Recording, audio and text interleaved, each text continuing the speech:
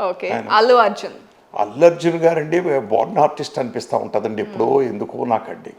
కొన్ని పెర్ఫార్మెన్స్ చూస్తూ ఉంటే అంటే అతను తర్ఫీదు అయ్యాడు కానీ బట్ ఎవరైనా చూస్తే స్క్రీన్ మీద బోర్న్ ఆర్టిస్ట్ అనిపిస్తుందండి ఎందుకో నాకు. అంత బాగా చేస్తాడు న్యాచురల్గా. ప్రభాస్ గారు. ప్రభాస్ గారు నాకు ప్రొడ్యూసర్ అండి. ఓ యమధర్మరాజు అని సినిమా తీశారు వాళ్ళ అన్నగారు నాతోటి, కృష్ణరాజు గారు, నా డైరెక్షన్లో. దానికి ప్రభాస్ గారు ప్రొడ్యూసర్ అని వేసారు. అవునా, కొత్త విషయం చెప్పారు మీరు. చాలా డీసెంట్ డిగ్నిఫైడ్ పర్సన్ అండి. ఎక్కువ టచ్ లేదు కానీ నాకు అప్పటికి, ఎందుకంటే చిన్నోళ్ళు నేను డైరెక్ట్ చేస్తాం. తర్వాత పెద్ద అయిన తర్వాత మన టచ్ లేవండి. యాస్టేజ్ చాలా డీసెంట్ డిగ్నిఫైడ్ మనిషి. దగ్గుబాటి రాణా గారు.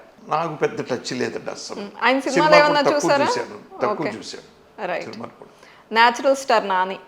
నాని చూస్తూ ఉంటే నేను నా సినిమాలు కూడా చేయించుకోవచ్చు అనిపిస్తూ ఉంటుందండి. నా టైప్ ఆఫ్ కామెడీ సినిమాలు కూడా చేయించుకోవచ్చు అనిపిస్తూ ఉంటుంది. ఏమైనా ప్లాన్ ఉందా? మైండ్లో ఉంది కానీ మా దుకాణానికి ప్రొడ్యూసర్ రావాలి కదండి. ఓకే. వెన్నెల కిషోర్ గారు. వెన్నెల కిషోర్ అండి, మర్చిపోయాను. అది ఇంపార్టెంట్గా చెప్పాలి. నేను ఎలుక మధ్యగా చేశాను కదా. అవును, అందుకే అతనండి అంటే ఎంత డీసెంట్గా ఉంటాడంటే, వచ్చేవాడు నాకేం కావాలని అడిగేవాడు, షార్ట్స్ అవన్నీ పక్కనకి వెళ్ళి కూర్చుని ఓడు, మళ్ళీ సీన్ అడిగేవాడు, ఓకేనా డైరెక్టర్ గారు అనేవారు, ఇవన్నీ చేసేవాడు. పని మీద ఎంత కాన్సన్ట్రేషన్ అనే దానికి ఒక చిన్న ఎగ్జాంపుల్ చెప్తాను. మా ప్రొడ్యూసర్లు వెన్నెల కిషోర్తో ఈ సినిమా తీద్దాం ప్రపోజల్ పెట్టినప్పుడు వెన్నెల కిషోర్ దగ్గరికి వెళ్ళారు, మాట్లాడారు.